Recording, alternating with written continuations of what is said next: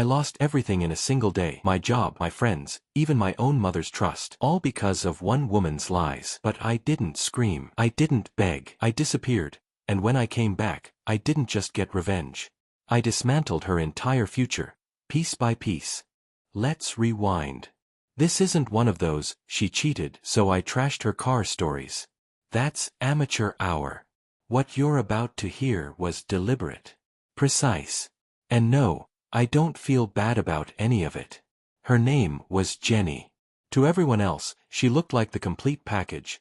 Smart, composed, ambitious, someone you'd proudly bring home to meet your parents. She worked a corporate job by day and posted inspirational quotes on Instagram by night. One of those people who could curate empathy and charm like a brand. But behind closed doors, the mask would slip. It started small, just things you could almost laugh off if you weren't paying close attention. Little digs in front of my friends. Oh, don't ask him about that, he gets confused. Laughs at my expense that left me smiling but hollow inside. When I called her out, she'd look confused, then offended, then accuse me of overreacting. Classic gaslighting. She flirted shamelessly with a coworker. Just being friendly, she said. When I brought it up, she laughed in my face. You're being paranoid. Insecure. You should probably talk to someone about that. I should have left. Deep down, I knew I should have left. But when someone messes with your reality long enough, you start second-guessing your instincts. Then came the real blow. I was called into HR one Friday afternoon. No warning, no heads up. Just a cold office, a folder on the table, and an HR manager with a rehearsed tone of disappointment. Inside the folder were printed emails, screenshots, internal chat logs, allegations of inappropriate conduct, offensive jokes, toxic behavior. Except, I didn't write any of it. Emails I had never sent. Screenshots from conversations that didn't exist. Multiple, anonymous complaints. It was all fake. Fabricated. But they didn't care. My protests were brushed aside. They'd made up their minds.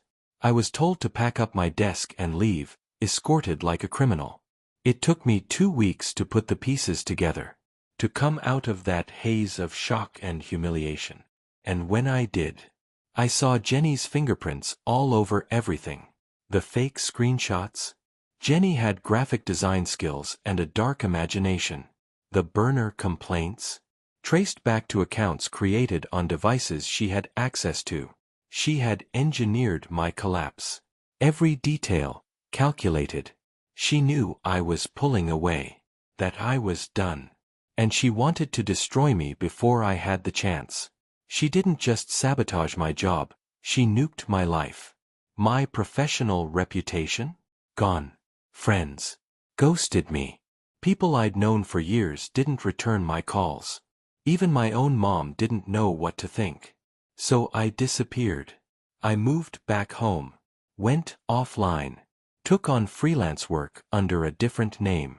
Let her think I was broken. Let her believe she'd won.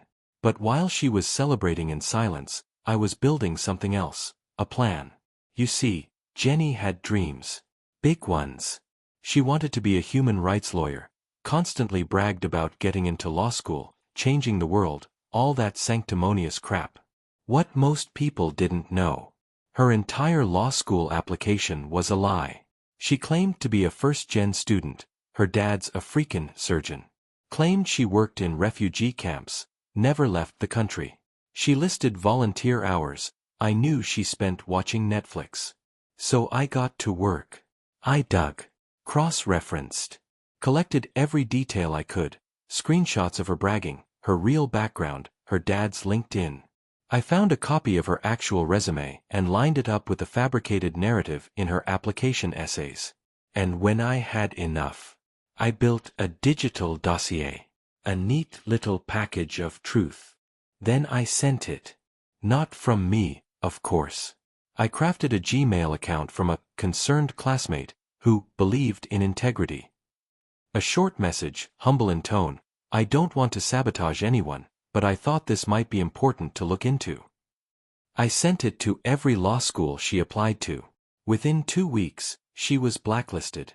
3 schools, all gone. One of them flagged her application for fraud. The email made its way into the dean's office, and eventually, to her dad's professional network. And her dad. He took a big hit. Suddenly, invitations dried up. Board seats quietly rescinded. Whispers spread in the private circles he thought were unshakable. Jenny tried again the next year. She got nothing. Still, I wasn't done. You don't get to architect someone's downfall without experiencing what it feels like yourself.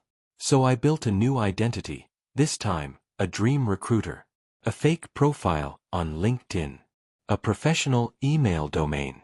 I even had a fake company website mocked up, just enough to pass a casual glance. I reached out to Jenny about a senior policy advisor role based in Chicago. Big salary. Flexible benefits. A golden ticket. She bit. We had phone calls. Zoom interviews. I created a panel of fake colleagues who interviewed her. Asked her fake scenario questions. I wrote long, flattering follow-up emails. Sent her onboarding docs. Even mailed a fake offer letter. Custom letterhead, signatures, everything. She accepted. Started selling furniture. Told friends she was relocating. Hosted a goodbye party. And then I disappeared. The fake recruiter account? Gone. The company. Website 404D.